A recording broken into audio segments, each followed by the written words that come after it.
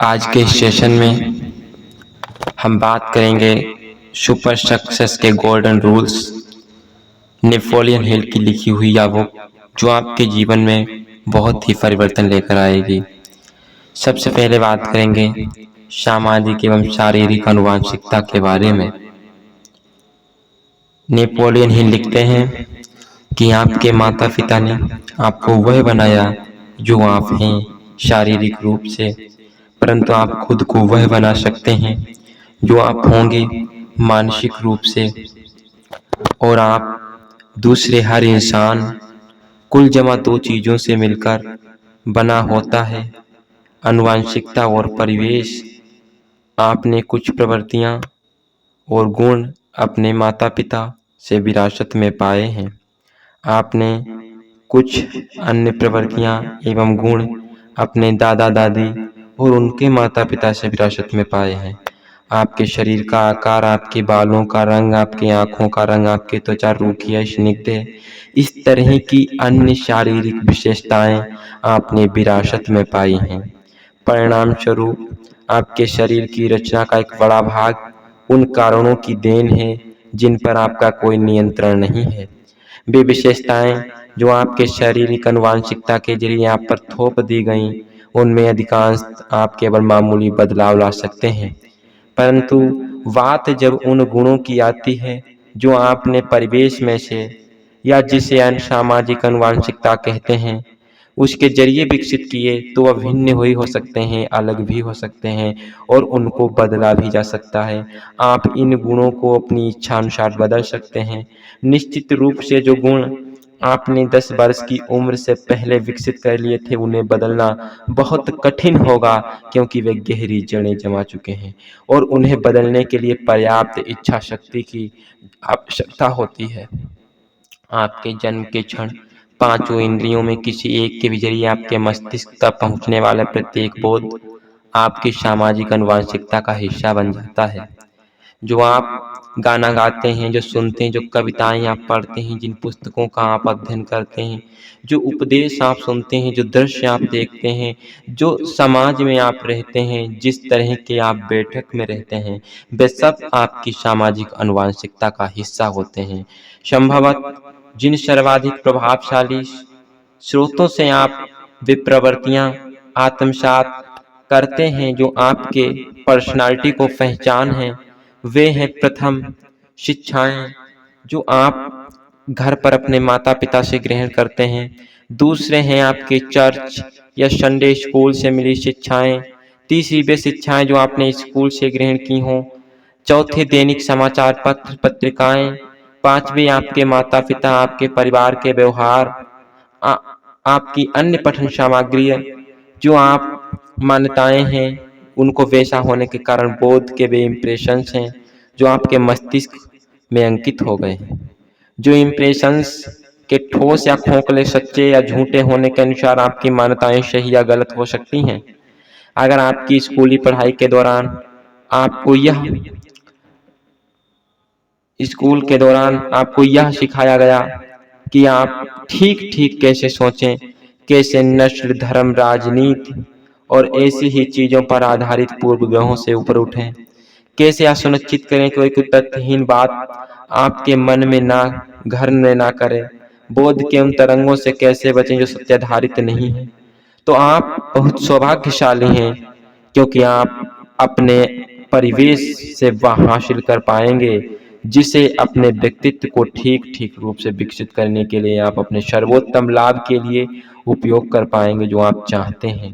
जैविक आनुवंशिकता एक ऐसी चीज है जिसे बहुत हद तक बदला तो नहीं जा सकता, परंतु सामाजिक आनुवंशिकता को बदला जा सकता है और पुराने विचारों को नए विचारों से झूठ सच से प्रतिस्थापित भी किया जा सकता है। मन में को सामाजिक आनुवंशिकता में से ठीक निर्देशित करके एक लघु व कमजोर काया के एक महान मस्तिष्क का घर बनाया जा सकता है। दूसरी ओर उचित निर्देशन के अभाव में सशक्त काया एक कमजोर व निष्क्रिय मस्तिष्क का बास बन सकती है। मन बोध के उन इम्प्रेशंस का समुच्चय है जो हमारे मस्तिष्क तक पहुंचते हैं। इसलिए आप देख सकते हैं कि यह कितना महत्वपूर्ण रहा कि उन पूर्व ग्रहों, नफरत और ऐसी चीजों से मुक्त रखा जाए मन एक उपजाऊ खेत की तरह होता है। वह बोध के इम्प्रेशंस जो उस तक पहुंचते हैं, उसमें बोए गए बीजों की प्रकृति के अनुसार ही उगाएगा। निम्न 4 सोर्स को नियंत्रित करके राष्ट्र या उसके लोक मानस के आदर्श में एक पीढ़ी को पूरी तरह बदला जा सकता है। उसके स्थान पर एक नया और आदर्श विचार खड़ा किया जा सकता है, और वो 4 स्रोत हैं: घर से प्राप्त शिक्षाएं, चर्च से प्राप्त शिक्षाएं, पब्लिक स्कूल से प्राप्त शिक्षाएं और समाचार व पत्र पत्रिकाएं। और इसमें हम एक और जोड़ेंगे, आपकी फैमिली, आपके परिवार, आपकी सोसाइटी। इन 4-5 स्रोत के जरिए एक आदर्श या विचार बच्चे के मन पर इतने अमिट रूप से थोपा जा सकता है, उसके बाद जीवन में उसे मिटाना, बदलना असंभव तो नहीं, लेकिन कठिन जरूर हो जाएगा। उपयुक्त वर्णन जो हमने अभी तक आपको बताया, वो 2 बिंदुओं का संक्षेप उपयोगी होगा। उसको हम दोहराएंगे, आज आपको बताएंगे। पहला, किसी भी आदर्श या आदत जिसका एक मानव मन में स्थायी रूप से बिठा दिया जाना विपरीत है। सामाजिक आनुवंशिकता के जरिए बाल्यावस्था में ही उसके मन पर रोप दिया जाना चाहिए।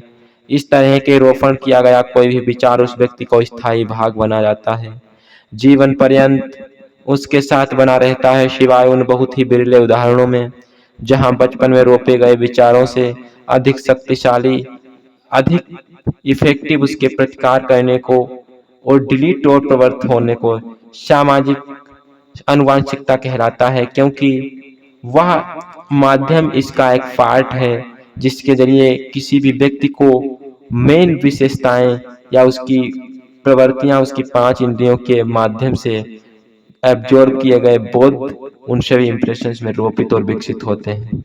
उसके माइंड तक, उसके परिवेश, उन पर जैविक गुण अवगुणों से भिन्न अपने माता पिता से विरासत में मिलते हैं और पहुंचते हैं।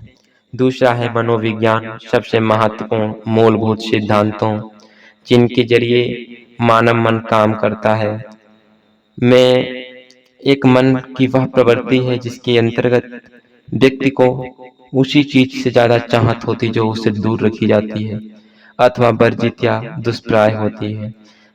जैसे ही आप कोई चीज एक व्यक्ति से दूर कर देते हैं, आप उसके मन में उस चीज की चाहत पैदा कर देते हैं।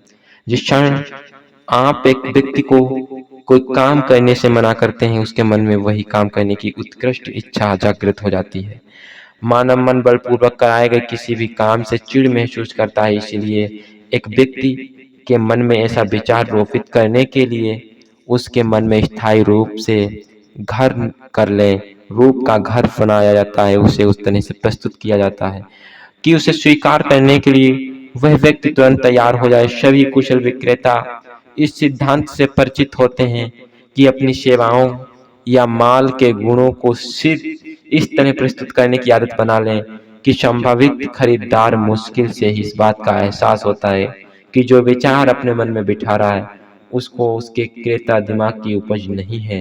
ये 2 सिद्धांत उन सभी लोगों के द्वारा विचारणीय हैं जो एक दिन किसी महत्वपूर्ण उद्यम, एंटरप्रेन्योर, बिजनेस के लीडर बनेंगे, क्योंकि सभी सक्सेसफुल सफल नेतृत्व उनके उपयोग पर डिपेंड करते हैं, चाहे आप वस्तुएं बेचते हो, मेडिकल, लॉ प्रोफेशनल कोई भी हो, चिकित्सा या कानून पेशा करते हो, चर्च में उपदेश देते हो, किताबें लिखते हो, स्कूल में टीचर हो या कॉमर्स इंडस्ट्री चला रहे हो।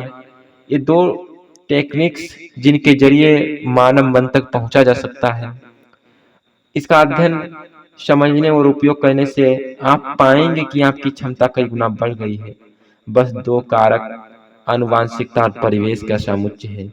आपने जहां जन्म लिया उसे आप बदल नहीं सकते हैं, परंतु आप अपने मजबूत पक्षों को मजबूत बना सकते हैं तथा कमजोर पक्षों से होने वाली क्षति को न्यूनतम बना सकते हैं। और आप अपने परिवेश में अपने विचारों, अपने उद्देश्यों और जीवन के लक्ष्यों को जरूर बदल सकते हैं।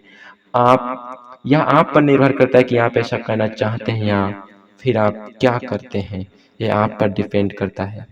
अगले पार्ट में हम ऑटो सजेशंस या सेल्फ सजेशंस, सेल्फ कंसल्टिंग पर बात